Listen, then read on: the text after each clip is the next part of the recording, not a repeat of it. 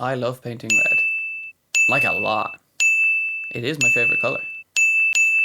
In this video, I'm going to go through a quick guide of how I paint red. Nothing fancy, just simple of how I do it. Hi, my name is Matt, and welcome to my channel.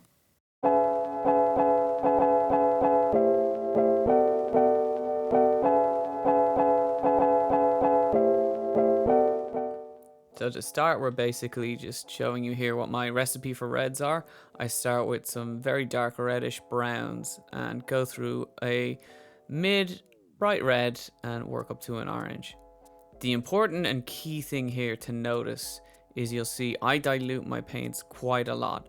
I want them to run very smooth when it comes to the first layer. So you can see as I'm applying it here, it looks quite shiny because it's very wet. I usually do about maybe a 2-to-1 ratio of water to paint for the first layer.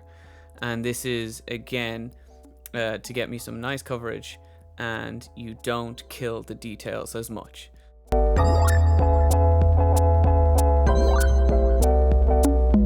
So at this point, there's something I need to point out. My camera stopped recording. So the wet palette froze.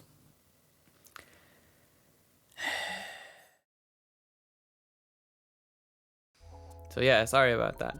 Basically what you're going to see now is that's the final end of my wet palette where I have all the colors done and down. I take at every step a mix of the previous color and the next color to get an intermediate color. This way you get a much nicer gradient. And again, you'll see that all these colors are quite diluted. I don't want a huge amount of paint going down. And the other thing to note as we're going through this is you'll see I start focusing down on areas. The key to having some nice gradients on your reds, and obviously this isn't exclusive for reds, is as you increase the value in color, so as we're going brighter and brighter, we want to go over fewer and fewer areas. So you can see here I focus on the specific edges of the cloak and towards the top and the extremes at the bottom where the cape is flayed out. That's where I want to focus my bright colors, as well as on the edges just to bring them out. So for 32mm size, this is where you're going to get your biggest contrasts, and especially with reds, this is where your eyes are going to be drawn. So what you want to do with red is you want to focus either the most raised areas or the areas that kind of flare out or are a little bit flatter versus the rest of the models. So again, as I'm going through this and as the colors get brighter and brighter, what you'll see is I'm just focusing on the bottom areas, because these are the areas that are going to give the best contrast. Over here I'm doing where the buttonholes are, where the creases are, and yeah, just the edges. And you do this 2 times and just slowly increasing the value every time.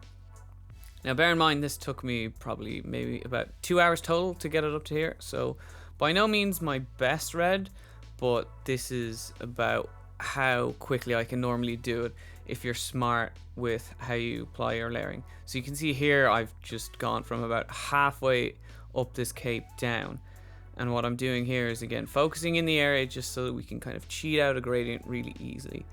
Now a little bit of stippling and a little bit of scratching brings life to it, especially as you get brighter colors and you add them into almost your pure first color, because what this does is gives you a huge value bump and it reads really well as scratches and marks on your capes.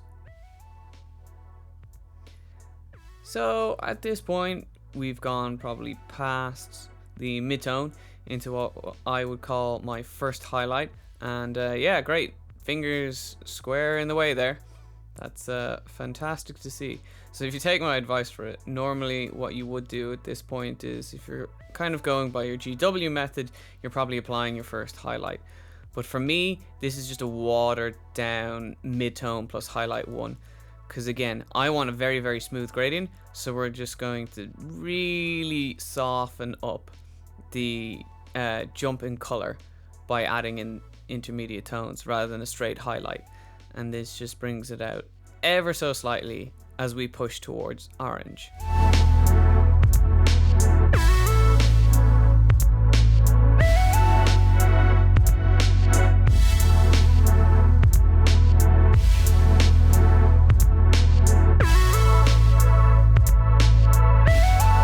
And you can also see what I'm doing is I'm focusing on the edges a lot. Like I said, these are the bits that are going to stick out the most, and it's what's going to draw your eye to them.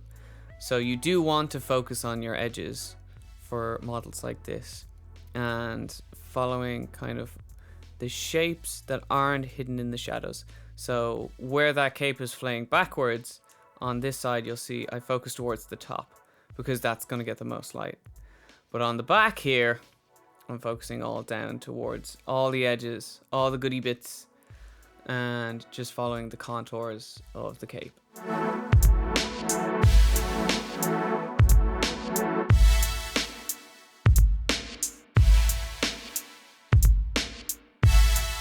So as I'm getting close to just using pure orange, you'll notice one, I'm focusing only on the very bottoms and the most raised surfaces, and two, I'm barely applying any paint.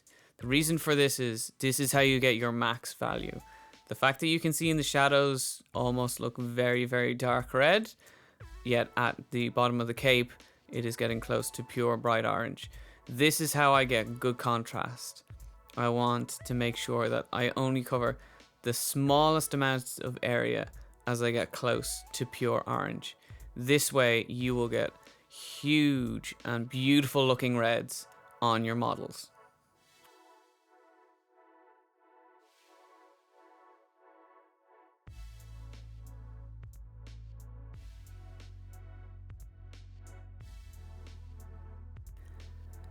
So at this point I'm practically finished. I'm just doing pure orange highlights, but once again, disaster.